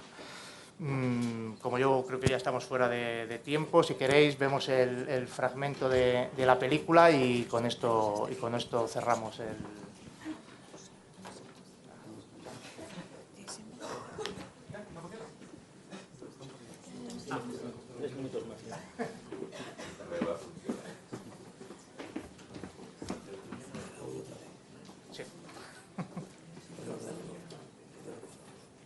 A mí la elección es del año 41. De la producción es del año 41 y el estreno es del año 42. Luego, más adelante, al principio de los años 50, cuando estaba preparando la ponencia, Uriel me hizo referencia a una película que yo tenía olvidada, de Luis Marquina, Amaya, donde también se da una suerte de antisemitismo un tanto extraño, porque en realidad la película lo que intenta reflejar es la traición, el mito de la traición judío que permite la invasión musulmana de España.